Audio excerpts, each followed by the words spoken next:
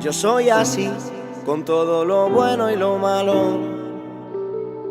Soy alma libre en cuerpo de humano. Yo soy así, del corazón un esclavo, donde cuelgo mi sombrero. Pasé un divorcio, pasé de cerrar todas las tiendas, de tener nada, de mudarme a un centro de yoga donde nadie me conocía y ya no era el comerciante de Harvard Square, y ahí lo pasé 2 años con Kumba y Apolo.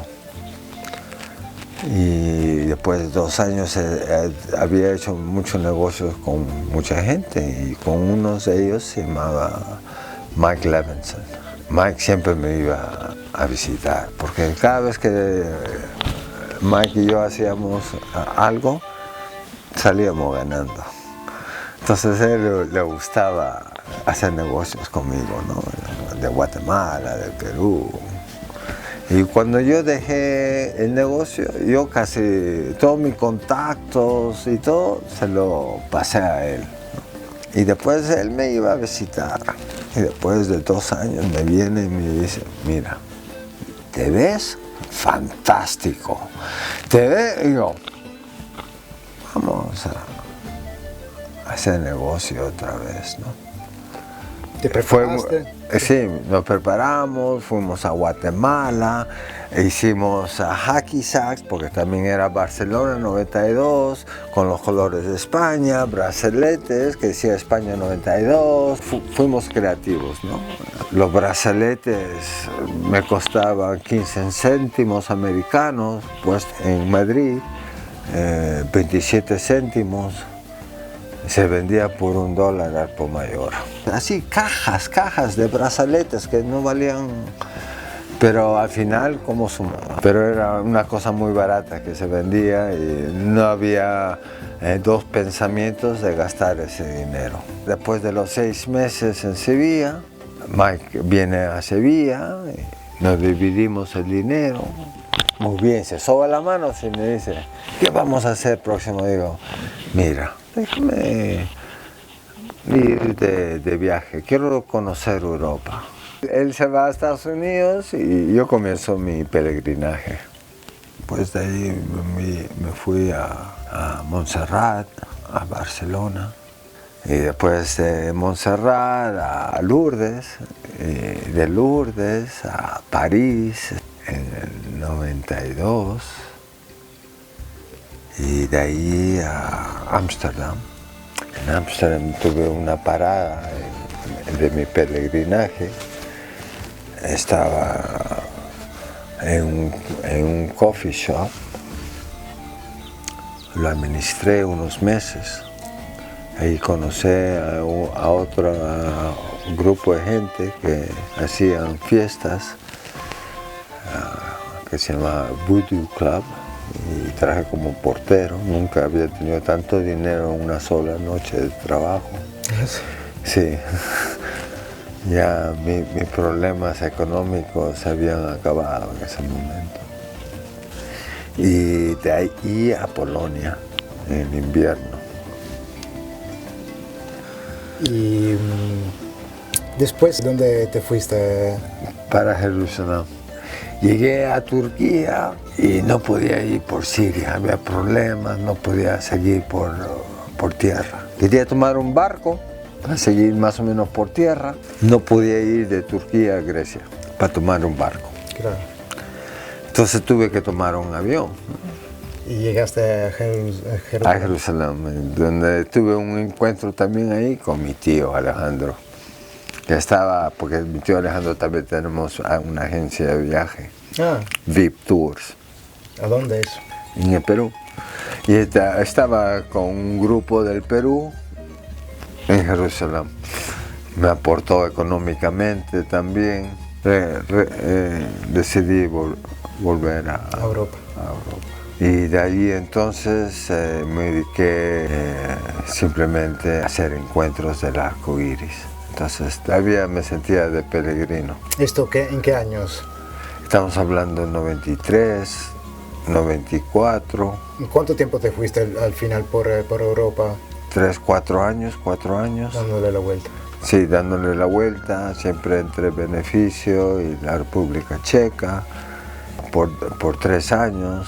Y después, en el 95, llegué a conocer María Kelman. Estaba en un proyecto de Inner City Gardens en Copenhagen. Y en Copenhagen llegué a conocer a Jeff Lawton y Ali Sharif. Que ellos eran, Jeff Lawton era de Australia, muy metido en la permacultura. Ahora, hoy en día, muy conocido, Jeff Lawton. Y estuve viviendo con él en su casa también. Él es el que dijo, te consigo una beca, ¿no? Basado en mi habilidad de promocionar la permacultura. Entonces le dije de esto de crear ecoaldeas sostenibles del siglo XXI, y cuando llegué a Beneficio, al principio de esto, teníamos un corazón grande por Pachamama, ¿no? Por la Madre Tierra. Claro. Pero no teníamos las herramientas, no teníamos el conocimiento de cómo hacerlo. Me gustaría que me contara un poquito la experiencia que tuviste en Australia. Sí, entonces cuando conocí a Jeff Lawton, le estaba contando que estaba muy involucrado con la familia Arcoiris y haciendo encuentros, y la visión del Arcoiris es crear ecoaldeas sostenibles para el siglo XXI. Al principio yo a Beneficio, teníamos un amor por la madre, pero no teníamos el conocimiento, ¿no? Entonces, y la permacultura fue es la herramienta que nos lleva hacia la sostenibilidad de la ecoaldea, pero también del planeta al final. Así que todo comenzamos a... No se sabía muchas cosas, entonces que me contaste una vez que por intentar de hacer algo de bueno antes de irte... Sí. Justo antes de salir de viaje para Australia, para Estados Unidos, Australia, había decidido de hacer un ship para la tribu. Sí, un baño seco. Y dije, bueno, antes que yo me vaya voy a hacer uno grande y profundo para que no tengan que hacer otro baño seco tan pronto, ¿no? Tan rápido. Y después comenzó mis estudios de permacultura en Australia, y me enteré ahí que debajo de 30 centímetros no hay vida. Entonces no hay degradación, y entonces lo único que estaba haciendo debajo de 30 centímetros era contaminar el nivel de agua freática. Entonces tenía mucho que aprender, pero yo ya lo sabía eso cuando salí de viaje, porque cuando me enteré lo que era la permacultura, yo sabía que necesitamos este conocimiento para salir para adelante. Entonces llegué a conocer a Jeff Lawton en Copenhagen y Ali Sharif, y me dice, mira, vamos a darte una beca. Tú vienes a Australia y está becado. Entonces con esas condiciones me fui para Australia. Cuando llegué ahí, primeramente era para atender la 6ª conferencia de permacultura, que fue en Perth. De ahí me comencé a conectar con la familia Arcoiris en Australia, en Western Australia. Ahí focalicé un encuentro del Arcoiris en Western Australia. Y de ahí 6 coches blancos conduciendo a través de Australia a llegar al primer encuentro mundial del Arcoiris en 96 en Australia, que fue cerca de Mullumbimby, en Queensland. Y de ahí estudié la permacultura en Crystal Waters. Crystal Waters fue reconocida por las Naciones Unidas como un ejemplo de cómo podemos vivir en una manera sostenible en el siglo XXI. Mi profesora... Ahí hay ¿Un libro? un libro de permacultura, ese azul grande. Seguimos. Ahí conocí a Robin Clayfield.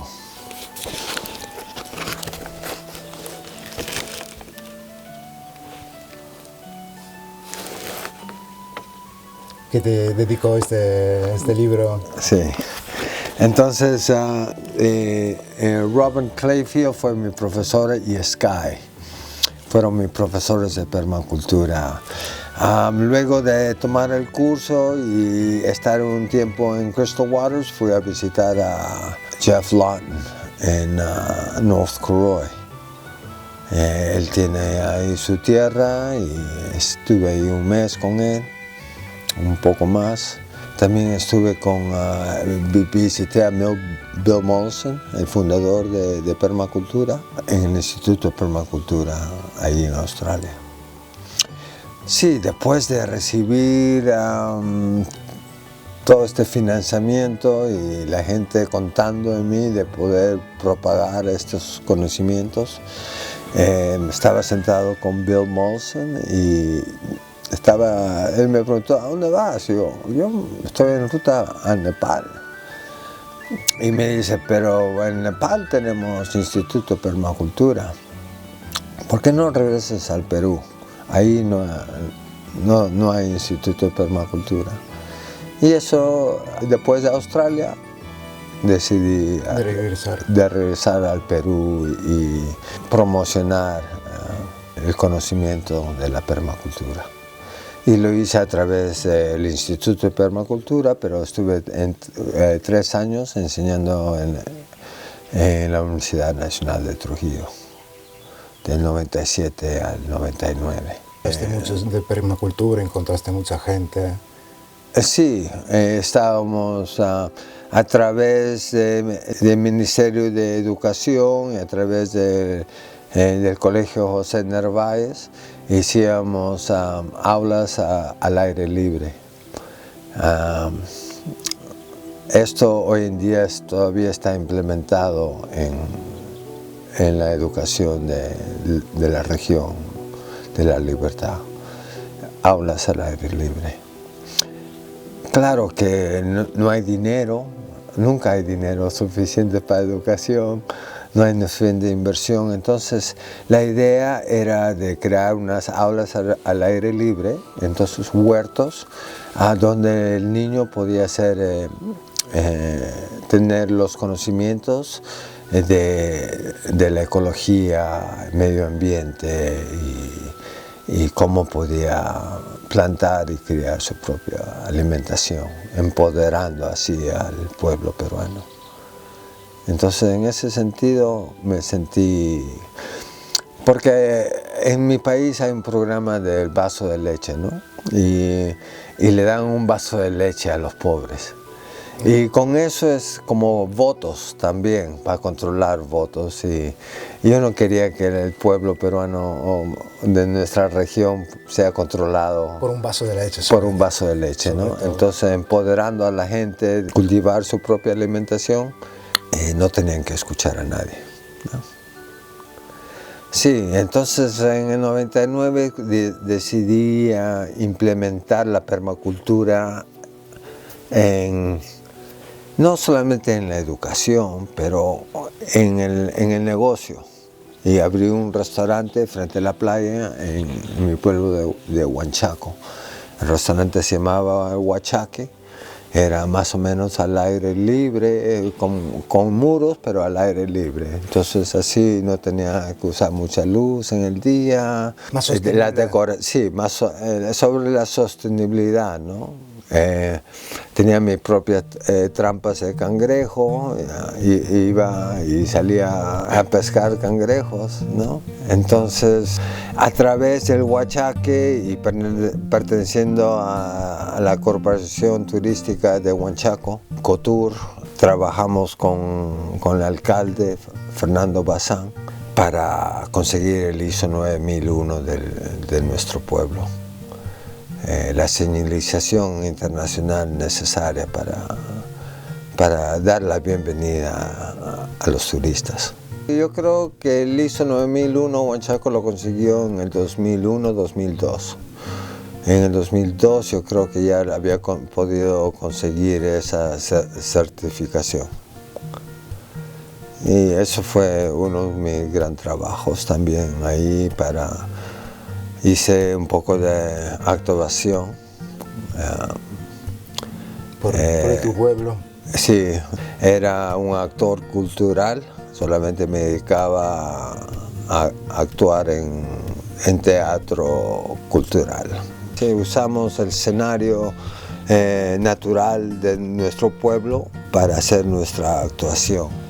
El gran trabajo en Huanchaco era traer conocimiento de la importancia sobre el turismo sostenible de Huanchaco, que eran los balsares, los totorales, donde crece la totora, donde se hace las embarcaciones de pescadores. Y en el año 2000 estamos a través de Ecotour, nuevamente hicimos un teatro con escenario usando la playa del arribo del príncipe Tacainamo. Lo más grande iba a ser en Lima, pero el Instituto Nacional de Cultura canceló esa programación del festejo del milenio en el año 2000.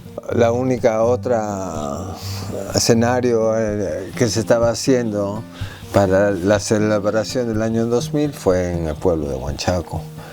Entonces, de repente, de simplemente hacer una actuación para promocionar el turismo de mi pueblo, resulta que todas las revistas internacionales, televisión internacional, CNN, de repente llegaron a mi pueblo. Eso también cambió un poco el rumbo de mi vida, ¿no? Me acuerdo claramente que había hecho una mesa con los compadres, y después de hacer la mesa tuve una visión, ¿no?, de Tacainamo, de esta corona de pájaro. Y me acuerdo claramente que después de esa actuación me hicieron un poco ridículo. Ridiculizaron sí, todo esto. Un poco. ¿Por? Porque ¿de dónde viene esta corona de pájaro? Eso no era nuestra cultura mochico chimú, ¿no? Entonces, pero era de un príncipe del mar que uno no sabía de dónde venía. Lo interesante de eso es que el Instituto Nacional de Cultura, a través del Museo de Arqueología Santiago Uceda, el director del museo, había anunciado en mediados de ese mes, 2 semanas después, 3 semanas después, que habían encontrado un personaje en la arqueología, y ese personaje había tenido una corona de pájaro. ¿Qué fue al final la visión que tuviste? Era la visión que yo había tenido.